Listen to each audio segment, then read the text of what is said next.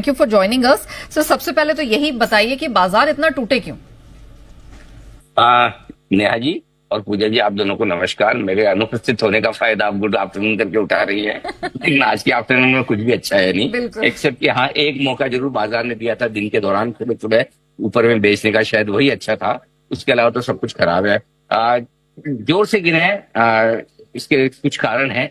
जाहिर सी बात है, इतनी गिरावट हो तो एक से ज्यादा कारण होंगे। तो सबसे पहला कारण तो यही कि सीरीज के पहले दिन जो शुक्रवार को हमने एफआईएस की बड़ी बिकवाली के आंकड़े देखे थे, ये बाजार को परेशान करते दिखे। अभी अनएक्सपेक्टेड थे। न तो शुक्रवार की स्क्रीन देखकर ऐसा लगा था, और नई मार्च की सीरीज के अंत में जिस तरह से एफआईएस से लौटते हुए दिख रहे थे, तो लोगों को मन में यह था कि शायद अप्रैल की सीरीज में बेचेंगे तो भी ट्रम्प की पॉलिसीज को देखने के बाद, पहले नहीं। तो उस हिसाब से जो बिकवाली का आंकड़ा है वो थोड़ा अनएक्सपेक्टेड था।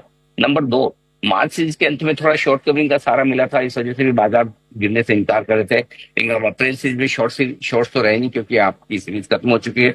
या तो फ्रेश खरीदारी चाहिए, और जब फ्रेश खरीदारी ना हो तो फिर ये दिक्कत होती है। तो ये दो रीजन तो आप एफआईएस की बिकवाली और से जोड़ सकते हैं।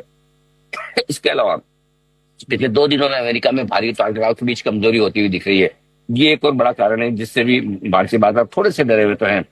कल टैरिफ पर ट्रम्प साहब का एक्शन जो भी होगा, इसको लेकर चिंताएं हैं, डर का माहौल है।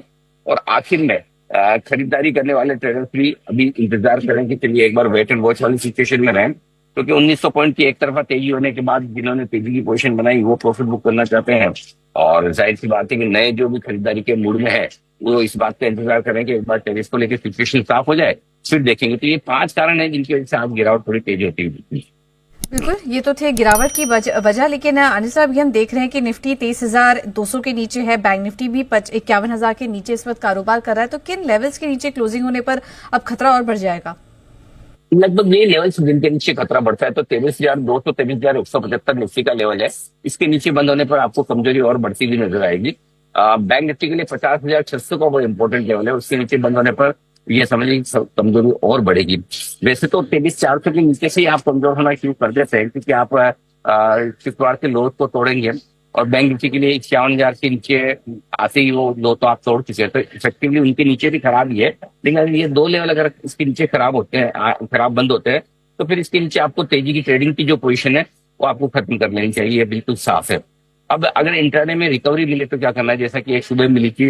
अब सबकी इच्छा है, सुबह लोगों ने सोचा नहीं था रिकवरी मिल गई, अब सब सोच रहे हैं तो मिल रही है। और सुबह भी नहीं, हम बात यही कर रहे थे कि देखिए, जैसे आप सोचेंगे कि बाजार अच्छे होने की कोशिश कर रहे हैं और तुरंत सप्लाई आती है, और जैसे आप सोचते हैं बाजार बहुत जोर से घट रहे हैं, थोड़ी बहुत रिकवरी आती है। तो अब रिकवरी में 23,400 23,500 की रेंज वापस मिले, वहां पर आपको हल्का करना चाहिए। 51,200 से 51,325 की रेंज अगर निफ्टी में ऊपर की तरफ आए, बैंक निफ्टी में, तो वहां पर आपको पोजीशन हल्की करनी चाहिए, ये ध्यान में रखें। तो जैसे कि आज सुबह दिया था 23,500 23,700 की रेंज में एक अच्छा मौका दिया था, जो हमने सुबह सेल रेंज दी भी थी, उसमें एक अच्छा मौका दिया। बैंक निफ्टी ने भी 51,575 51,700 की रेंज में एक अच्छा मौका दिया। तो अगर क्लोजिंग में अगले 1.5 घंटे में एक रिकवरी मिले तो वहां पोजीशन हल्की कीजिए जी। Very well. तो सर, फिर यही स्ट्रैटेजी लगानी है और कोई स्टॉप लॉसेस को लेकर कुछ अलग से एहतियात बरतना है? देखिए, 2-3 चीजें ध्यान में रखने की जरूरत है। पहला तो कि टेक्निकली बाजार में कमजोरी के सारे संकेत फिर से आ रहे हैं। पिछले 4 दिन से निफ्टी और बैंक निफ्टी, मतलब 4 दिन में आज का भी मिला के बोल रहा हूँ मैं, लोअर लोअर और लोअर हाइज बना रहे। दिन के दौरान पिछले दिन का हाई नहीं तोड़ रहा, और दिन के दौरान पिछले दिन का लो बना के नीचे बंद होता दिख रहा है। ऐसे में जब तक टैरिफ की स्थिति साफ ना हो, फ्रेश खरीदारी से बचना चाहिए। ऊपर के लेवल में आज जो तेजी से गिरावट है, उसमें तेजी करने वाले ट्रेडर्स काफी बुरी तरह से फंसे हैं, और उनके स्टॉप लॉसेस बहुत ट्रिगर होंगे डेफिनेटली। और इस वोलेटिलिटी को देखते हुए दोनों तरफ के स्टॉप लॉस आपको स्ट्रिक्ट रखने चाहिए। सुबह आप अगर समझो शॉर्ट करके सुबह स्टॉप लॉस नहीं रखते तो दिक्कत हो जाती, एकदम ऊपर में करता है।